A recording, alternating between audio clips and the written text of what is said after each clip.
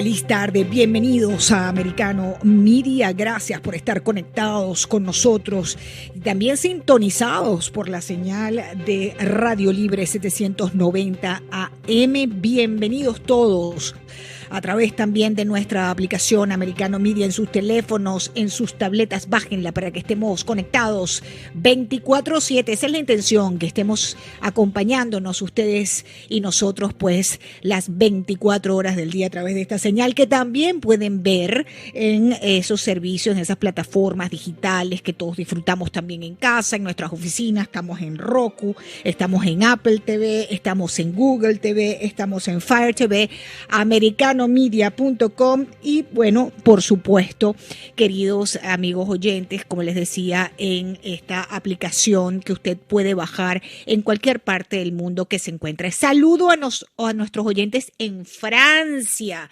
Tenemos oyentes en Francia a través de la aplicación que nos han escrito y nos han dicho que están conectados con nosotros. Pues muchísimas gracias por estarlo. Y por supuesto, la 790 AM que cubre desde allá arriba en el condado de Palm Beach y hasta al sur, lo más sur de los Estados Unidos, los Cayos de la Florida, la 790 AM, potente señal en AM para estar conectados también con ustedes de manera local, ¿no? Nuestros estudios principales de Americanos están en la ciudad de Miami. Desde aquí estamos todos en vivo. Cristian Bonet en los controles, Salvador Morales en la producción general de este espacio. Yo soy Lourdes Jubieta. Comenzamos. Bien, déjenme contarles. 74% de los estadounidenses piensan que este país está en el rumbo equivocado. No lo dice Americano, no lo dice Lourdes Jubieta, lo dice la encuesta más reciente de Monmouth. 74% de los estadounidenses. El 53% de los estadounidenses desaprueba el trabajo que está haciendo Joe Biden y está 10 puntos por debajo, con solo el 42% de aprobación. Esa es la realidad hoy que tenemos en este país. Presidente Biden, en medio de esta situación económica que además, según todas las encuestas, es el punto común a todos los norteamericanos en sentirse defraudados y preocupados por esta administración. El tema de la economía, el tema de la inflación, nos une a todos, no importa el origen, no importa si es afroamericano, si es hispano, si es blanco caucásico, si es nativo, no importa. Aquí estamos la mayoría preocupados, o según las encuestas, la principal preocupación de los norteamericanos es precisamente la economía. Hay unas voces que están pronosticando un escenario muy difícil para los próximos meses. Esto apenas comienza, queridos oyentes de Americano y de Radio Libre 790. Esto apenas comienza. El primer trimestre del año 2023 pinta bien tétrico y oscuro para todos en este país, según hay, les repito, voces que están señalando que esto va a ser así. ¿Quiénes son esas voces? Bueno, el jefe del banco JP Morgan Chase, quien dijo que Estados Unidos probablemente entre en algún tipo de recesión.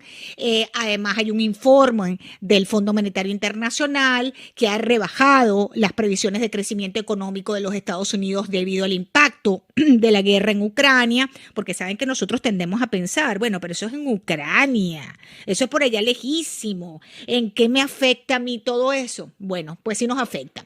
Por el otro lado, tenemos un aumento de los precios de la gasolina en las últimas horas. La Florida, tras haber alcanzado una baja en los precios de la gasolina en gran medida en las últimas semanas por el levantamiento del impuesto estatal a la gasolina que había ordenado el gobernador Ron DeSantis, bueno, volvieron a subir los precios de la gasolina y hoy los conductores de la Florida están pagando 16 centavos más por galón de gasolina que la semana pasada, un nuevo incremento de precio.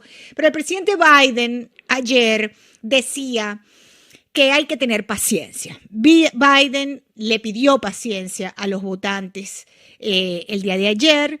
Él dice que, bueno, que hay que tranquilizar a la población sobre este tema de la economía, que se ha convertido sin duda alguna en un desafío para el Partido Demócrata, pero fuera de la política, les decía, es el la preocupación principal común de todos los norteamericanos. Pero el presidente en este mensaje, él dice que hay que tener paciencia, que hay que tener paciencia y que, bueno, vendrán tiempos mejores, ¿no? El crecimiento, hay que decirlo, de este país ha caído por 2 trimestres consecutivos, lo que según los especialistas es un claro indicativo de que este país está en una recesión o entrando en una recesión. He querido invitar a esta hora al programa al economista Alex Horenstein. Él es profesor del Departamento de Economía del Miami Herbert Business School de la Universidad de Miami. Está con nosotros a esta hora en Americano. Bienvenido, licenciado. Le saluda Lourdes Jubieta. Buenas tardes, Lourdes. Un gusto estar con ustedes hoy. El gusto es mío, le agradezco mucho su tiempo y quería comenzar por aquello de la paciencia, ¿no? Que nos piden desde el Ejecutivo que tengamos paciencia con el tema económico. Paciencia, ¿cuánto se va a demorar esto? ¿Cuánto tiempo tenemos que tener paciencia hasta que veamos una recuperación económica en el país? Bueno, es muy difícil en estos momentos, como mencionaste, por el contexto internacional, hacer predicciones, pero mis cálculos y mi visión es que estamos en recesión, la recesión es inevitable, no creo que sea una cuestión partidista, es el contexto internacional saliendo de una pandemia donde las economías se han cerrado, algunas se han abierto, pero China, el principal productor mundial de bienes, sigue con la economía muy limitada por la pandemia, siguen con la política cero, más una guerra internacional en Ucrania, pero que está involucrando cada vez más países, y las guerras de por sí son inflacionarias. La recesión era inevitable. Mi opinión y mis cálculos es que va a ser una recesión no muy profunda. Soy mucho menos pesimista que el promedio de los economistas, y la realidad es que el desempleo está históricamente bajo. Estamos entrando en recesión, pero con un desempleo muy bajo. Y si bien la inflación es elevada, no es una inflación exorbitante. Tal vez es porque yo crecí en Argentina, pero a mí me dicen 6% de inflación y no me espanto. Imagínese yo de Venezuela, que tenemos la inflación más alta del mundo. Por eso, entiendo que hay inflación, pero 8% total, pero el core inflation, que es realmente el termómetro, está en 6, y aparentemente bajando, el precio de los autos usados bajando, propiedades bajando, rentas bajando, el salario creciendo por debajo de la tasa de inflación. Son todas indicadores que nos dicen la inflación está bajando, el desempleo es el 3.5, es históricamente bajo. Estamos en una recesión, pero esto no es una recesión terrible. Yo entiendo que la gente de JP Morgan o Goldman Sachs, que tienen posiciones en corto, estén esperando una caída para ganar más dinero, pero la realidad es que los números no son tan malos como todos dicen. No son óptimos, ya estamos en una panacea, pero no es una situación tan, al menos al día de hoy, Sí, una situación claro. que vaya a parecer tan tremenda. Tan tremenda como, por ejemplo, la que tuvimos, la crisis financiera mundial, además del año 2008, ¿no?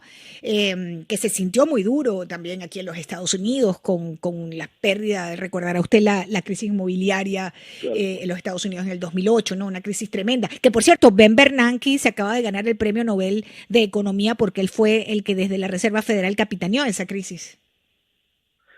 Bueno, sí, él fue el que capitaneó, pero no fue por eso que le dieron el premio Nobel. El premio Nobel se lo dieron por sus estudios sobre economía que él hizo en los años 80. El premio Nobel, aunque es cierto que hay mucho de política en el premio Nobel y seguramente que ha sido presidente de la FED influyó, la excusa por la cual se han dado los Nobel, o la razón por la que se han dado los Nobel, son estudios que llevaron a avanzar la ciencia económica que Bernanke y los otros dos profesores, Diamond y Dybvig, hicieron en los años 80, básicamente. Interesante. Fíjese, Sí. usted nos dice que, bueno, pese a estos números que estamos teniendo, Estados Unidos sigue prácticamente pues funcionando bien. Claro, lo estamos comparando con países como Argentina o Venezuela, pero lo que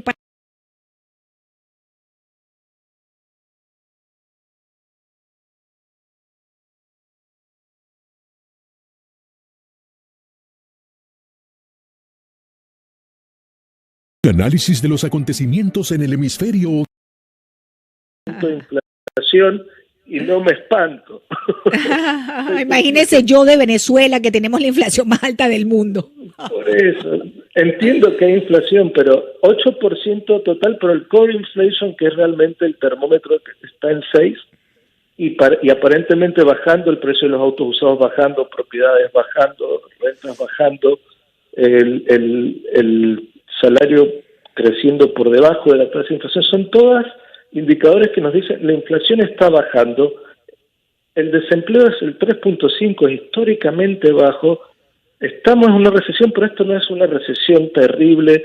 Yo entiendo que la gente de JP Morgan o Goldman Sachs que tienen posiciones en corto estén esperando una caída para ganar más dinero, pero la realidad es que los números no son tan malos como todos dicen, no son óptimos, ya estamos en una panacea, pero no es una situación tan, al menos al día de hoy, sí. Una situación claro. que va a parecer tan tremenda. Tan tremenda como, por ejemplo, la que tuvimos, la crisis financiera mundial, además del año 2008, ¿no? Que se sintió muy duro también aquí en los Estados Unidos. Podríamos decir que hicieron demasiado y llevó la inflación, pero la inflación es mundial. No solo Estados Unidos está en inflación, Europa está en inflación, Latinoamérica está en inflación. O sea, la inflación ha sido un fenómeno mundial por la respuesta general de los gobiernos a la pandemia, a que se cerró la economía y para que no disminuya tanto el consumo, hicieron políticas expansivas. Entonces, en mi opinión es un poco unfair, como dirían acá, injusto culpar a gente que tenía que hacer políticas muy difíciles en tiempos reales sin con todos los datos. Recuerden que los datos en economía los sabemos después de meses que los recaudamos, no los sabemos en el momento. Correcto.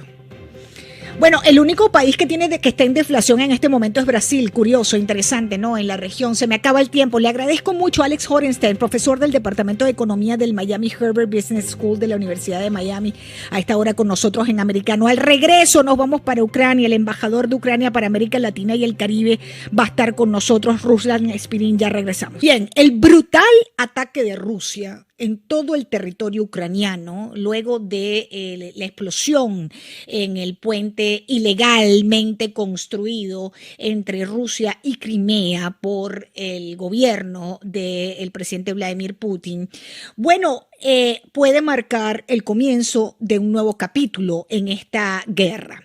Los ataques a Kiev, a otras ciudades, son definitivamente vengativos, indiscriminados y violatoria de toda la norma que regula los conflictos armados a nivel internacional. Tengo un sonido del presidente Zelensky que quiero que escuchemos, es bien corto, antes de darle la bienvenida a mi invitado a esta hora desde Ucrania. Escuchemos a Zelensky brevemente. Les agradezco toda la ayuda que ya han prestado. Es grande, es significativa, pero el líder ruso, que ahora está en la etapa final de su reinado, todavía tiene margen para una mayor escalada. Esta posibilidad es una amenaza para todos nosotros. Muy bien, ese era el presidente Zelensky dirigiéndose al G7. Quiero darle la bienvenida en este momento al embajador Ruslan Spirin. El embajador Spirin, el embajador de Ucrania para América Latina y el Caribe. Embajador, un gran saludo para ustedes, Lourdes Jubieta de Americano. Bienvenido. Hola, ¿qué tal? Muchísimo gusto escuchar a ustedes. Estoy con ustedes mentalmente o virtualmente. Lourdes, muchas gracias por haberme invitado. Gracias a usted, embajador, por acompañarme una vez más en el programa. El presidente Putin está desesperado, se queda sin armas y sin aliados, eso lo dice la inteligencia británica.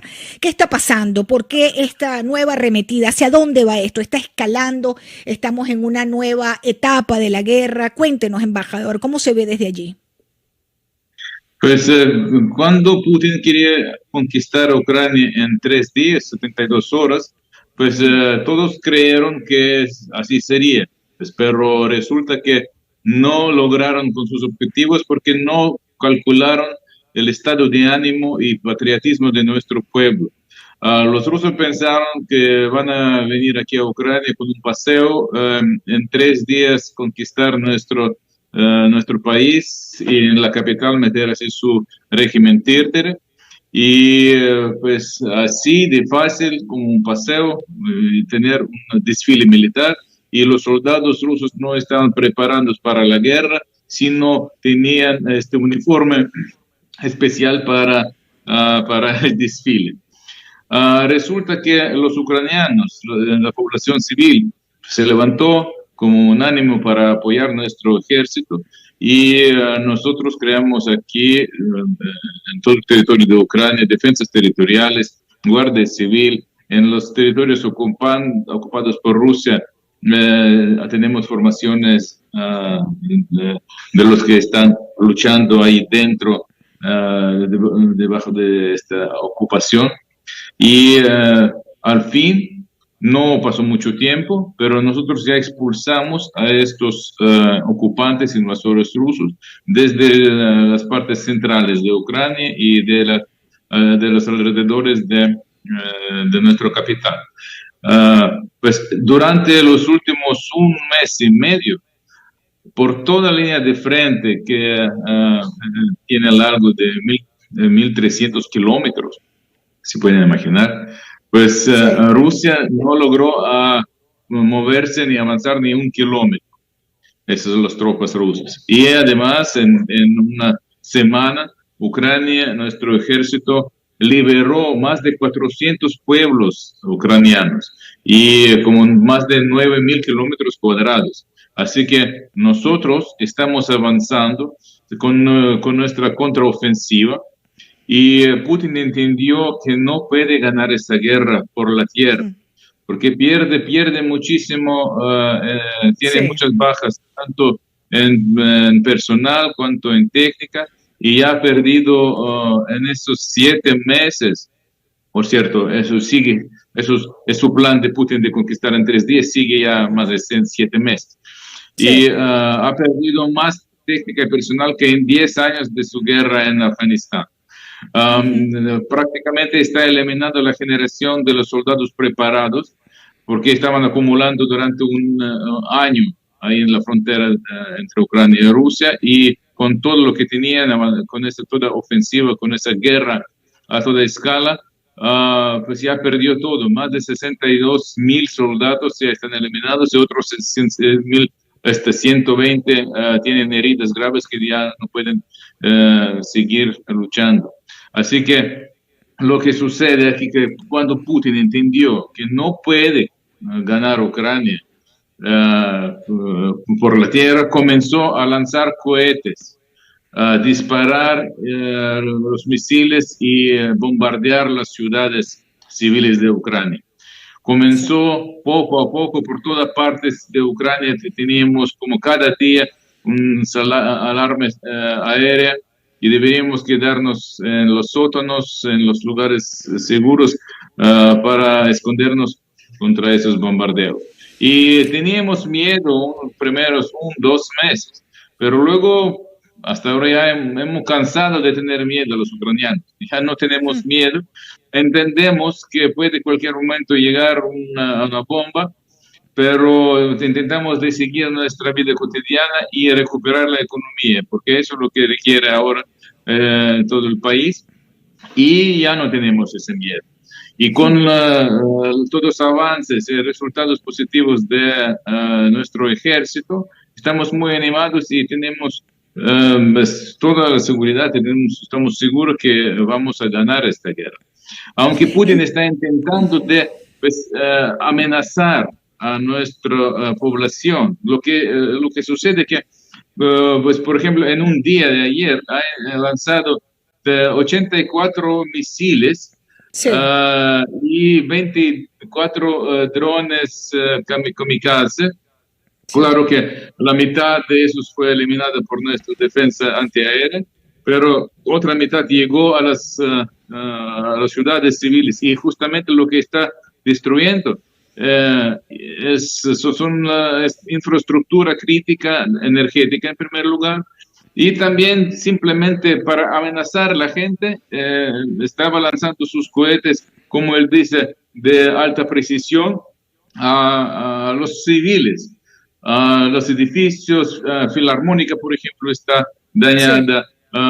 Pues, algunos lugares, teatros, centros comerciales, que no tienen nada que ver con la infraestructura militar, así que comenzó a cometer estos crímenes de guerra y crímenes contra la humanidad, y llegó a tener como se considera mundialmente, hasta genocidio contra la nación.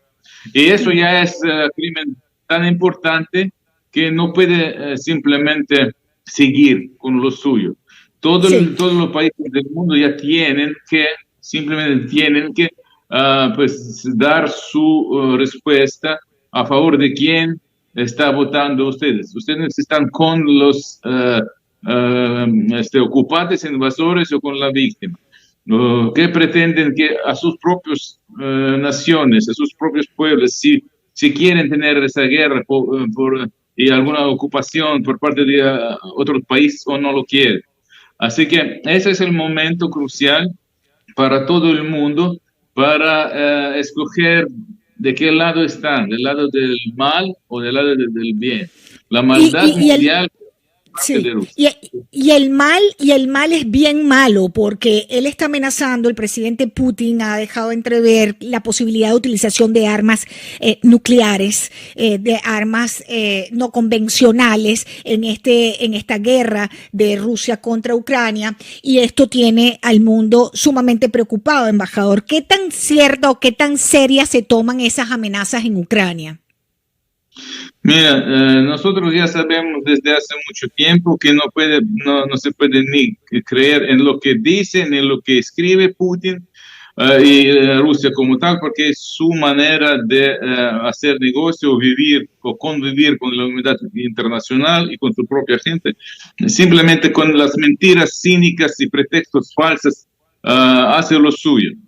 Y cuando en 1991 Ucrania, siendo tercera potencia nuclear mundial, decide deshacerse de todas las armas nucleares que teníamos, firmamos un acuerdo así llamado Memorando de Budapest, según el cual Ucrania se quita todas las armas nucleares que teníamos, y los miembros permanentes del Consejo de Seguridad de la ONU garantizan nuestra soberanía, nuestra independencia e integridad territorial. Así que entre esos firmantes era Rusia. Se supone que debería defender a Ucrania contra cualquier amenaza, ya que Ucrania se quedó voluntariamente sin defensa, pero aprovechó esa oportunidad y conquistó y anexó nuestra península Crimea, aunque nadie en el mundo ni la ONU reconoce esa anexión, y hasta ahora esas tierras se consideran como temporalmente ocupadas por Rusia. Ahora, pues aquel entonces comenzó esta guerra en 2014. Sigue igual, pero ahora ya es de toda escala. Antes era así, guerra híbrida, no declarada, ahora sí ya es a toda escala. Y lo que podemos ver que Rusia está amenazando el mundo con todo lo que tiene. Cualquier cosa sirve para Rusia. Por ejemplo, ha violado tantos elementos de seguridad global como, por ejemplo, seguridad marítima, pues simplemente cerrando los puertos de Ucrania para los navíos, pues con sus barcos de combate. Luego con eso violó seguridad alimentaria, porque de esos puertos salían de parte de Ucrania los granos de trigo, por ejemplo, de girasol y otras culturas para África y Asia. Y así nosotros con muchas dificultades evitamos esta crisis alimentaria, gracias a Turquía y también a Antonio Guterres, la ONU como tal, que obligamos de acordarse con Rusia, obligamos a ellos a liberar un corredor para esos países que necesitan realmente esa alimentación, porque Ucrania es un granero de Europa y pues, fácilmente podemos alimentar 400 millones de habitantes, pero aunque nuestros campos están bajo la lluvia de los misiles y proyectiles rusos, y ya están quemados como 1,5 millones esos campos con trigo y todo, pero aún así nos resta y tenemos lo suficiente, y ya hemos entregado África y Asia en especial, en Europa también, este trigo y otras culturas alimentarias. Es otra seguridad que está violando Rusia. Otra, sí. Embajador, permítame un segundo que identifico la emisora, espéreme un minuto nada más y vuelvo con usted, que tengo que hacer un pequeño break y vengo con usted. Rápidamente volvemos con el embajador de Ucrania para América Latina y el Caribe, Ruslan Esperín. Gracias por la inmensa sintonía de este espacio informativo. Yo soy Lourdes Jubieta, estamos hablando sobre el recrudecimiento de las acciones militares sobre el territorio ucraniano en las últimas horas. Vladimir Putin ha disparado sin piedad contra intereses privados, contra civiles. Hemos visto unas imágenes espantosas de lo que allí está ocurriendo. Y la OTAN va a estar realizando ejercicios con armas nucleares tras esta amenaza de Putin de usarla. Eso lo va a hacer la semana que viene, unos ejercicios anuales que hace la OTAN de disuasión nuclear que se llaman Steadfast Noon o Mediodía Firme, en medio de estas crecientes amenazas por parte del presidente ruso Vladimir Putin de utilizar armas nucleares en la guerra de Ucrania. Estamos acompañados con el embajador Ruslan Esperín, él es el embajador de Ucrania para América Latina y el Caribe, pero hoy ocurrió algo importante, embajador, y es que el presidente Putin recibió en San Petersburgo a el presidente de los Emiratos Árabes Unidos. Putin no tiene muchos aliados en esto, tiene a Lukashenko, que ayer también entró en la ocasión, el dictador Lukashenko de Bielorrusia, pero esta situación aquí con el presidente de los Emiratos Árabes Unidos es interesante. Vamos a escuchar este reportaje, embajador. El presidente de Emiratos Árabes Unidos visita a Putin. Es un viaje que hace rechinar los dientes a muchas cancillerías occidentales. Días después de que la OPEP ampliada con Rusia y México decidiera recortar la producción mundial de petróleo, llega a San Petersburgo Mohammed bin Zayed Al Nahyan para acordar detalles con Vladimir Putin. Estamos trabajando activamente en el marco de la OPEP Plus. Conozco su posición. Nuestras decisiones, nuestra acción no están dirigidas contra nadie. No actuamos para crearle problemas a nadie. Nuestras acciones tienen como objetivo garantizar la estabilidad en los mercados energéticos mundiales. Ninguno de los dos presidentes dijo haber tratado la invasión de Ucrania. A pesar de las difíciles condiciones económicas por la pandemia, hemos logrado mucho. Hemos aumentado nuestra facturación comercial de 2.500 millones a 5.000 millones. Al igual que Arabia Saudí, Qatar y otros países árabes, Emiratos Árabes Unidos no ha condenado la invasión rusa de Ucrania. Tampoco están a favor de expulsar a Rusia de la OPEP Plus. La organización afirma que no persigue objetivos políticos sino económicos. Sin embargo, sus decisiones refuerzan la estrategia de Rusia al tiempo que rechazan las demandas occidentales de que abran el grifo del petróleo para bajar precios y reducir la alta inflación que lastra sus economías. Embajador Ruslan Esperín, gracias por estar de vuelta. ¿Cómo le parece esa reunión entre el presidente de los Emiratos y el presidente Putin? No tiene muchos aliados, pero en materia petrolera pareciera que sí. Pues están guardando sus economías y para Putin es algo vital porque con todas las sanciones económicas financieras contra Rusia por parte de todo el mundo, la economía rusa ha perdido 2/3 ya y con los cortes que cuando la gente ya no quiere ni comprar ni gas ni petróleo de él, necesitan que los precios se siguen iguales y no suben, no bajan mucho y con eso la economía pues, podría seguir adelante. Eso es lo más importante para Putin y para los que tienen petróleo también parece que es algo más importante. También es cuestión personal, depende de los líderes de las naciones, porque todas las naciones como tales, el pueblo normal, digamos, la gente siempre apoya a los que están defendiéndose y según este artículo 5 de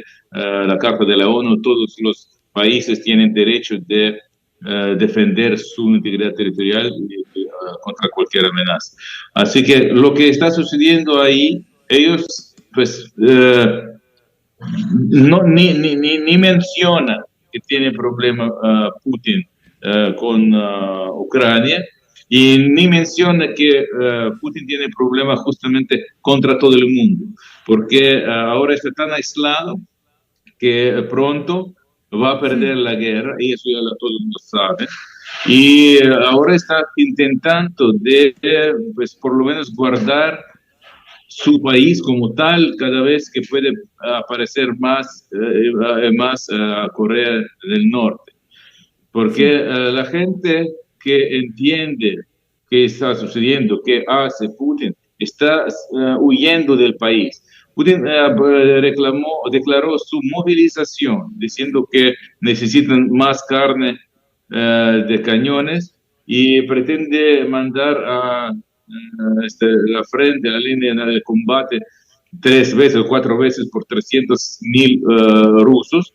Y en este momento no cierra las fronteras. Así que la gente que no quiere pues cumplir con las órdenes de este dictador ya salen tranquilamente del país.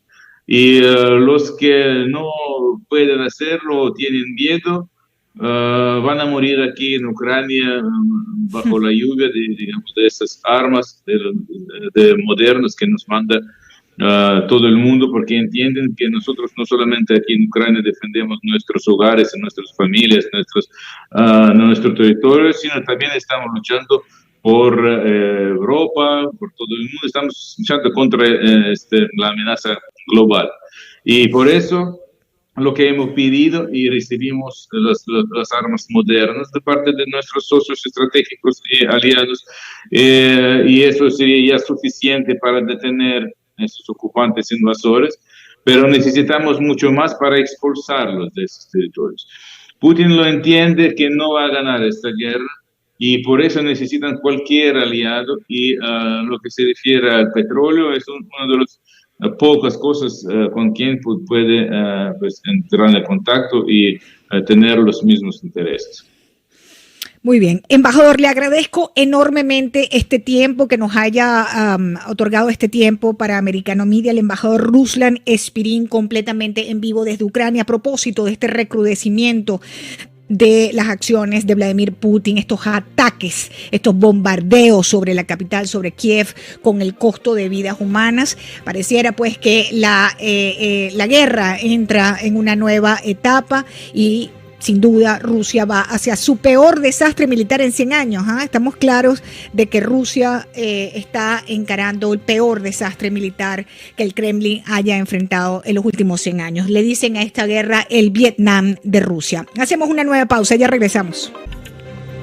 Gracias, queridos amigos de Americano Media y de Radio Libre 790 por la inmensa sintonía a esta señal. Recuerden que estamos también en Roku, si nos prefieren ver y escuchar allí en estas plataformas inmensas que ustedes tienen en sus televisores, en sus teléfonos también, Roku, Apple TV, Google TV, Fire TV. Allí está toda la programación de Americano Media, que comienza bien tempranito a las 6 de la mañana con el periodista Nelson Rubio y prosigue toda la jornada informativa completamente en vivo, 10 de la noche. No se pueden perder el programa de Lucía Navarro.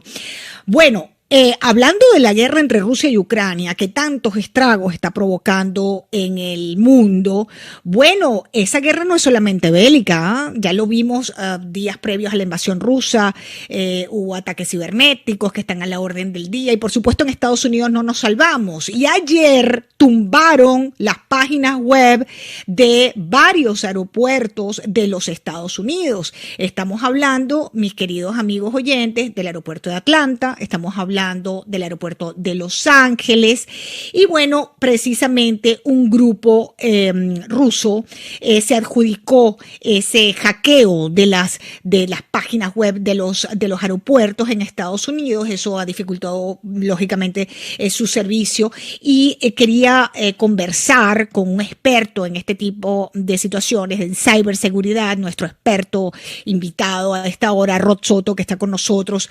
Bienvenido, Rod, qué bueno saludarte. Es Lourdes de Americano Media. Gracias por tenerme.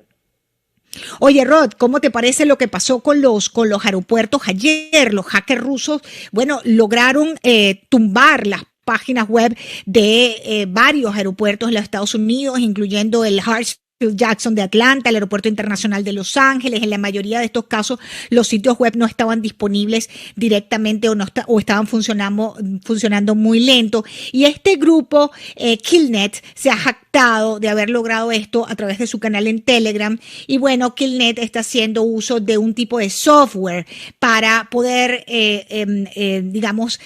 dificultar o accesar a estos portales de los aeropuertos. Imagínate la información tan valiosa que hay allí, ¿no? De los aeropuertos en los Estados Unidos. ¿Cómo puede suceder esto, Rod? Explícanos para el ciudadano de a pie, para cualquier mortal como nosotros, que no sabemos mucho de esto, ¿cómo pueden ellos penetrar en estos sistemas? Sí, como tú lo dijiste correctamente, Killnet es un grupo prorruso que tiene un canal en Telegram. Yo estoy en ese canal, yo estoy observando lo que ellos hacen. Y básicamente es un grupo usualmente compuesto de personas con diversas destrezas. Algunos de ellos son sumamente expertos, ¿verdad? Otros simplemente están ayudando, otros proveen infraestructura. Y muchas veces aquellos que tienen las destrezas crean código o herramientas que son usadas para este tipo de ataques. Entonces, ¿cuál es el ataque que se está usando? En este momento, lo que usaron ayer es lo que se llama una denegación de servicio. Entonces, imagínense que la Internet es como un sistema de tubería. Entonces, imagínense que usted pone un volumen, ¿verdad?, de tráfico que va directo hacia donde está ese sitio web.